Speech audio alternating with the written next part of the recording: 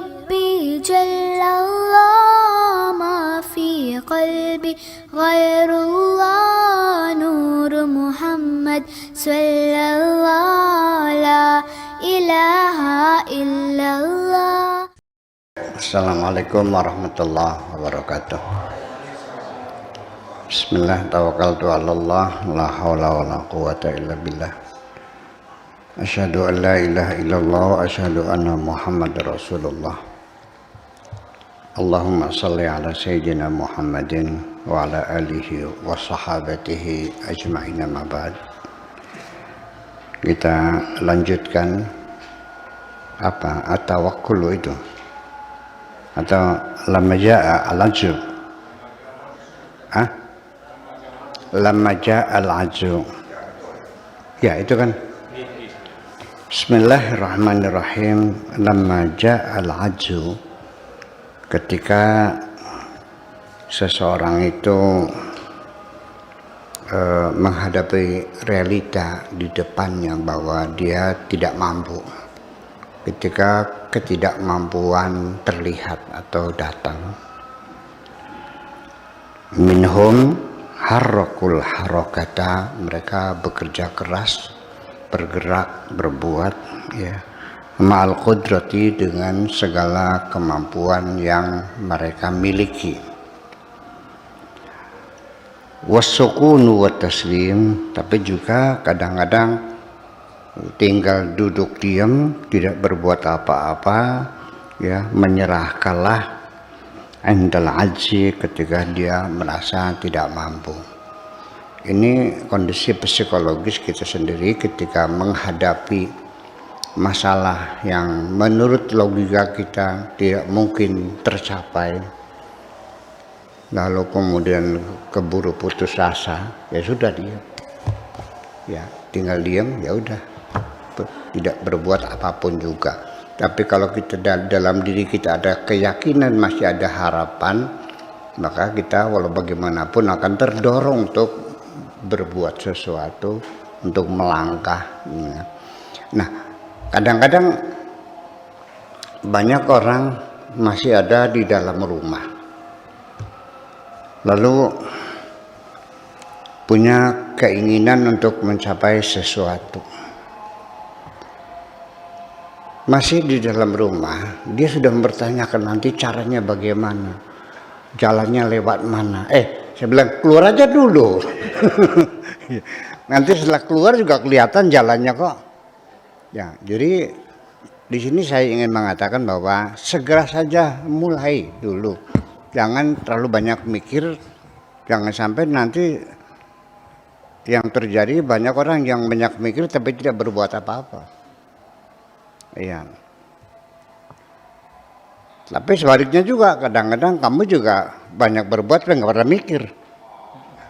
Ya, jadi dua-duanya itu menjadi penyeimbang. Sehingga saya sering mengatakan bahwa harapan itu harus dirawat, dipelihara, ya. Jangan sampai pupus, jangan sampai hilang. Jangan sampai mati tengah jalan, hilang harapan. Nah, salah satu merawat harapan supaya jangan hilang, itu berdoa. Jadi ketika Anda masih berdoa kepada Tuhan, Anda masih punya harapan dalam hati. Iya. Kalau sudah Anda nggak ada harapannya, bagaimana? Anda sudah meyakininya tidak mungkin kok. Anda sudah meyakini hal ini tidak mungkin terjadi.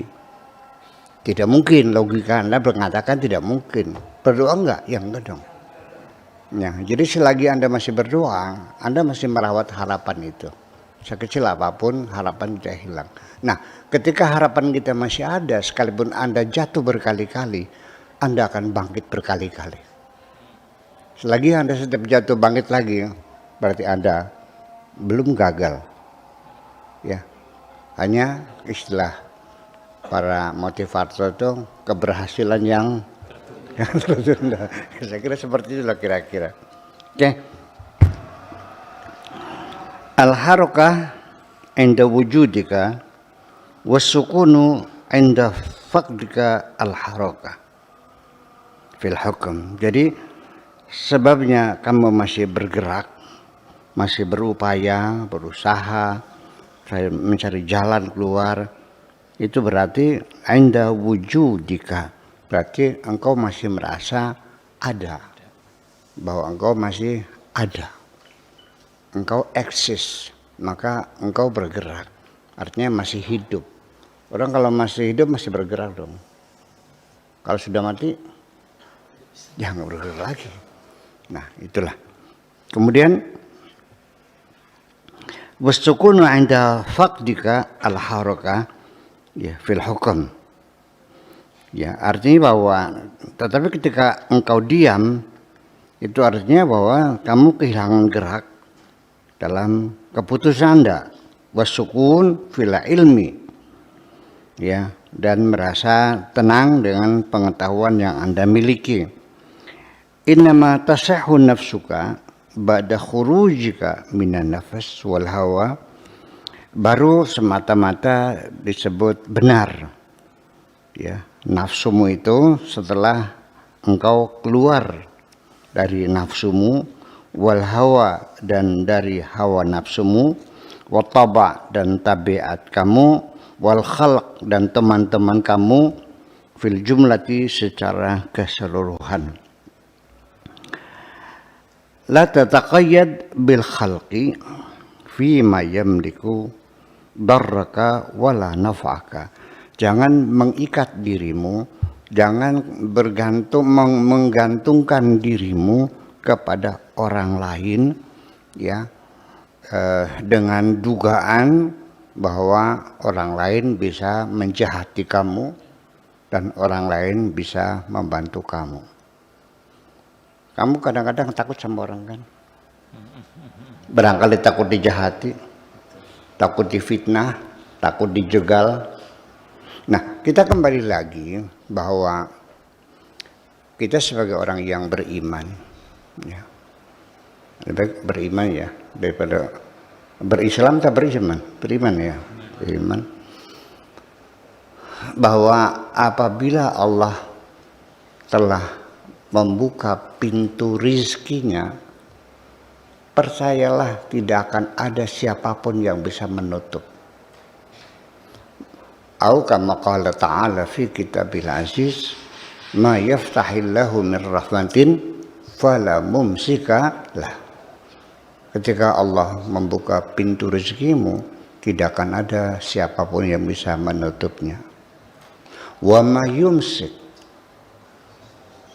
tetapi ketika Allah menutup rezekimu, fala mursilalah, tidak ada orang yang bisa membukanya. Kalau sudah memang itu rezekimu dan Allah sudah menetapkan engkau dapat rezeki, orang sekampung menghalang-halangi, ngerecokin, ia akan membuli, menghalang, menghadang, mempersulit, terjadi, pasti terjadi, rezekimu akan sampai. Jadi jangan takut ada orang lain bisa menghalang-halangi kamu. Itu teguhlah, percayalah, bergantunglah hanya kepada Allah saja, jangan kepada siapapun. Ya, itu. Kemudian, wala rizquka, ya, dan juga termasuk rizkimu, ghairu rabbika azza wa jalla. Termasuk rizkimu tadi yang saya katakan tadi, Allah yang menentukan. Kalau memang Allah sudah menutup rizkinya, mertua nambah modal 1 miliar ludes, ngutang lagi di bank, kredit lagi 1 miliar ludes, betul nggak? Nanam padi gabu gagal, nanam apa lagi? Nanam ketimun dicuri oleh si kancil. Iya, nanam ternak bebek mati semua kena racun, ya habis semuanya. Ya, jadi yang disebut dengan apa namanya perjalanan rezeki itu sendiri Allah yang menentukan. Makanya nggak usah ada kekhawatiran menyalahkan orang gara-gara kamu akhirnya saya gagal tidak dapat rezeki, nggak ada. Itu urusan Allah. Itu. Saya kira itu perlu diyakini seyakin-yakinnya. Kalau tidak, hidup kamu menjadi gampang, menjadi cemas, ya meriang jadinya, ya tidak nyaman hidupnya, gitu.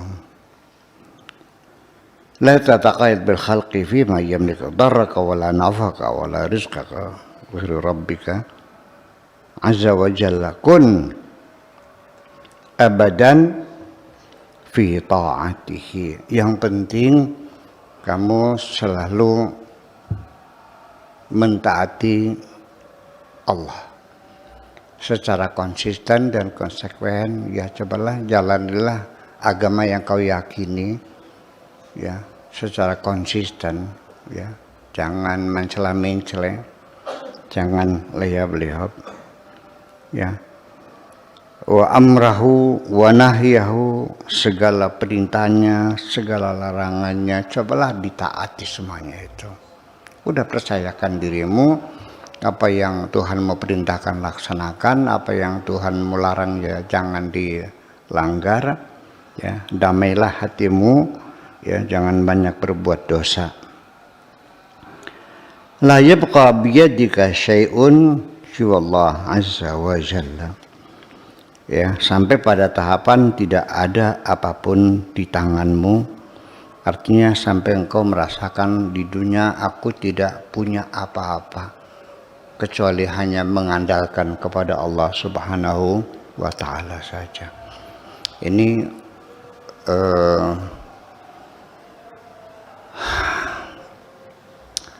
sulit sekali ya kita mengajak orang untuk berpikir bahwa Allah adalah segala-galanya. Masih tetap aja orang tuanya kaya, ya mengandalkan orang tuanya. Bahkan keponakan yang jadi jenderal pun menjadi anggaran, membuat hati kita semakin besar, kan gitu, semakin bergaya, kan gitu. Mengandalkan orang tua, mertua, teman, sahabat dan sebagainya, mungkin organisasi-organisasi yang mendukung Anda semuanya. Jangan bergantung kepada siapapun, bergantunglah hanya kepada Allah Subhanahu wa ta'ala. Yang menentukan adalah Allah.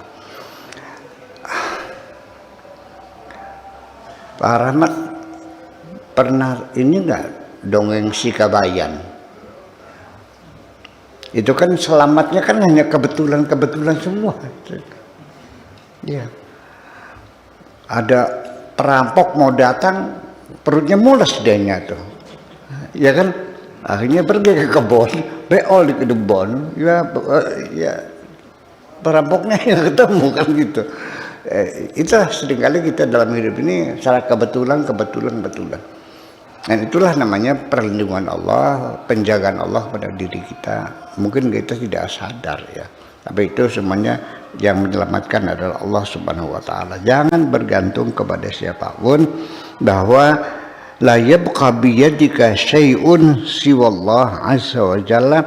Tidak ada lagi tinggal di tanganmu apapun kecuali Allah. Artinya engkau tidak memiliki pendukung siapapun, tidak mempunyai penolong siapapun. Semuanya yang mendukungmu, yang menolongmu, yang membantumu, yang menyelamatkanmu, semuanya hanya Allah Subhanahu wa ta'ala. Fatasiru aghnal khalqi. Dengan demikian maka engkau baru bisa menjadi orang terkaya di alam dunia ini. Kenapa? Karena engkau hanya bergantung kepada yang maha kaya, maka engkau menjadi orang yang paling kaya. Kalau engkau bergantung kepada orang-orang miskin, sesama kamu manusia yang tidak bisa apa-apa dan tidak punya apa-apa, ya Anda menjadi miskin. Ketika Anda bergantung kepada yang maha kuasa, nanti Anda akan selalu bisa. Tapi kalau bergantung kepada makhluk yang tidak bisa apa-apa, Anda nantinya bakal tidak bisa apa-apa juga. Itu. Jadi hanya bergantung kepada Allah Subhanahu wa ta'ala, ya. Ketika Anda tidak bergantung kepada siapapun, berarti Anda sudah jadi orang kaya. Lalu orang Orang kaya itu apa definisinya apa sih? Orang yang duitnya banyak itu? Enggak juga. Orang kaya itu orang yang sudah tidak butuh siapapun dan sudah tidak butuh apapun.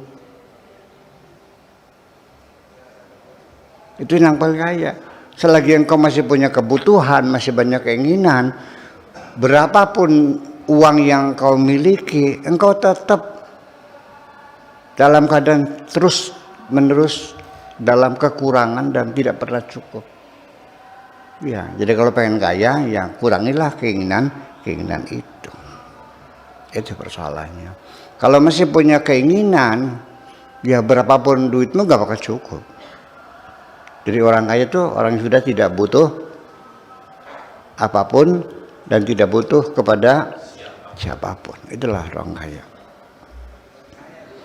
Lah iya. Jadi malah justru orang kaya akhirnya membutuhkan orang miskin. Atau orang miskin yang butuh sama orang kaya. Ayo tebak-tebakan dulu nih.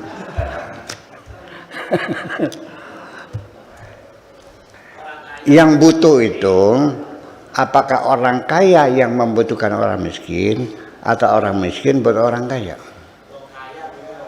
Orang kaya yang membutuhkan orang miskin. Maaf, karena nanam padi 100 hektar. Kalau tidak ada orang miskin, Anda bisa menggarapnya. Kapan-kapan akan saya buktikan kepadamu. Pas panen, saya undang orang miskin, jangan ikut memanen padinya Pak Afkar. Biar suruh ngebut sendiri. Suruh ngarit sendiri. Sanggup?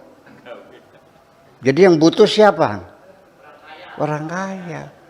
Tapi kamu yang miskin itu dimanipulasi oleh orang kaya, sehingga kamu yang merasa butuh sama orang kaya.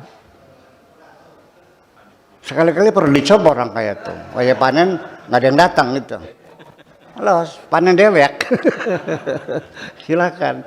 Ya, ngarit sendiri silakan. Ya, silakan tumbuk sendiri padinya, gotong sendiri situ.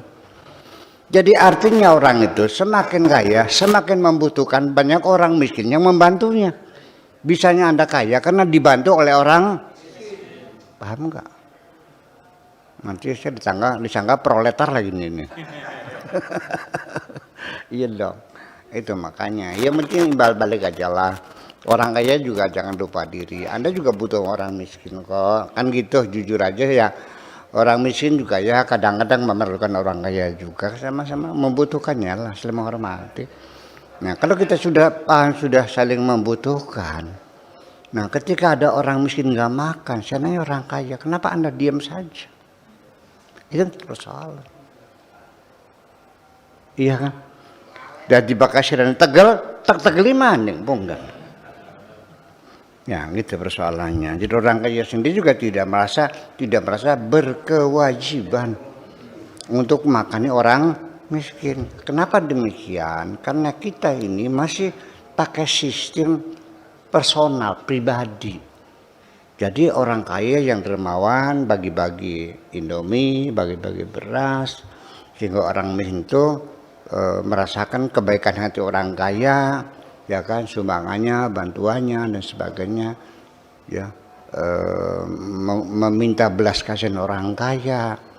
Sebetulnya jangan kebaikan itu, ngasih makan orang miskin itu jangan diserahkan kepada kebaikan pribadi yang nantinya orang miskin merasa berhutang budi. Tapi dalam sistem yang kita bikinkan dalam bermasyarakat ini, bahwa orang kaya berkewajiban ngasih makan orang miskin melalui sistem perpajakan, diadministrasikan. Jadi rakyat kita berterima kasih kepada negara, bukan kepada orang kaya itu. Paham? Paham? Ya iya. Nah kalau orang miskin semuanya dikasih makan cukup, hidupnya tenang, makan cukup, sakit tidak takut tidak bisa berobat, anak-anak tidak takut tidak bisa sekolah karena ada jaminan sosial yang ini, di situ yang akan menumbuhkan cinta tanah air yang sejati. Selesai, paham? Lah iya, ya kalau orang makannya susah, sakit, nggak bisa berobat, anak bisa sekolah, dari mana musuhnya cinta tanah air itu? Paham bikin kayak ngomong kan? Iya. Nah itu persoalannya. Itulah kira-kira. Nah itu cerita nyimpang dulu, balik lagi kita kembali. Tuhan kita adalah segala-galanya. Itu aja persoalannya.